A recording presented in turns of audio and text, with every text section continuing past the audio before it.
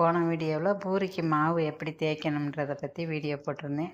அப்படி தேய்ச்சி வச்ச மாவு பாருங்கள், இப்படி ஒன்றோட ஒன்று ஒட்டாமல் இருக்கும். இப்படி தேய்ச்சி வச்ச மாவை ஒன்றொன்னா எண்ணெயில் எடுத்து போடும்போது, முதல்ல தேய்ச்ச மாவை இப்படி கீழேருந்து அடுக்கி வச்சுருப்போம். எடுத்து போடும்போது மேலேருந்து ஒவ்வொன்றா எடுத்து போடணும். இப்படி மாவை தேய்ச்சி வச்சுட்டு பூரி போடும்போது பூரியை சீக்கிரமாக போட்டுடலாம். தேய்ச்ச மாவை எண்ணெயில் எடுத்து போடுறதுக்கு நான் சொல்ல போகிற சின்ன சின்ன டிப்ஸை பயன்படுத்தினீங்கன்னா எல்லா பூரியுமே புசு புசுன்னு எலும்பி வரும். இப்போ நான் மாவை எடுத்து எண்ணெயில் போட்டுக்கிட்டே எண்ணெயில் போடும்போது எப்படி போடணுன்றதை சொல்கிறேன். முடிஞ்ச அளவு ஒரே ஹீட்டை மெயின்டைன் பண்ணி தேய்ச்சி வச்ச மாவை ஒவ்வொன்றா எடுத்து போடணும். எண்ணெயை அதிகமாக சூடுபடுத்துறது, திடீர்னு குறைக்கிறது அந்த மாதிரி பண்ணக்கூடாது. தேய்ச்சி வச்ச மாவை ஒவ்வொன்றா எடுத்து பூரி போடும்போது ஒரு பூரியை போட்டு எடுத்துட்டு அடுத்த பூரிக்கு மாவை போடும்போது கொஞ்சம் நேரம் கழித்து போட்டால் அப்படியே ஹீட்டு மெயின்டைன் ஆகும். ஒரு பூரியை எடுத்துகிட்டு இன்னொரு பூரி போடும்போது நம்ம இடையில ரொம்ப நேரம் எடுத்துட்டோம்னா எண்ணெய் ரொம்ப சூடாயிரும், பூரியும் புஷ்ஷுன்னு வராது.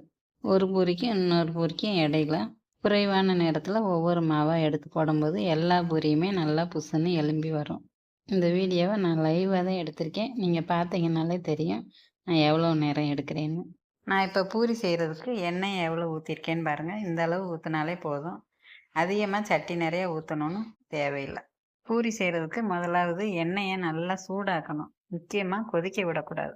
ரெண்டாவது நல்லா சூடான எண்ணெயில் தேய்ச்சி வச்ச மாவை எடுத்து அந்த மாவு முழுவதும் எண்ணெயில் முங்குற மாதிரி மெதுவாக போடணும். நான் போடுறத ஒரு தடவை பாருங்கள், அதே போல் போடுங்க. இப்படி போட்டாலே பூரி அதுவாகவே எலும்பி வரும். கரண்டியை வச்சோ கம்பியை வச்சோ அழுத்தி விட வேண்டிய தேவை இருக்காது. தேய்ச்சி வச்ச மாவை எண்ணெயில் முக்காமல் போட்டுட்டோம்னா பூரி கப்புன்னு வரும். அதனால் ஒருவேளை நம்ம மாவை எடுக்கும்போது முக்காமல் போட்டுட்டோம்னா உடனே ஒரு கரண்டியால் மாவை எண்ணெயில் முங்குற மாதிரி ஒரு அழுத்தி விட்டோம்னா பூரி எலும்பி வந்துடும். ஆனாலும் முதலையே மாவை முங்குற மாதிரி போட்டுட்டோம்னா பூரி தானாகவே எலும்பி வரும். நம்ம கரண்டியை வச்சு அதை அமுக்கி விடுற வேலையும் செய்ய வேண்டியதில்லை. இப்படி மாவு பிசைஞ்சு அதே மாவில் சப்பாத்தியும் போடலாம். சப்பாத்தி நல்லா சாஃப்டாக வரும். சப்பாத்தி சாஃப்டாக வர்றதுக்கு தோசைக்கல்லில் சப்பாத்தி எப்படி போடணுன்றதை அடுத்த வீடியோவில் பதிவு செய்கிறேன். எங்கள் வீட்டில் 40 வருஷத்துக்கு மேலே இதே முறையில் தான் மாவு பிசைஞ்சு பூரி செய்வோம். பூரினாலே சட்டுன்னு ஈஸியாக செஞ்சுருவோம்.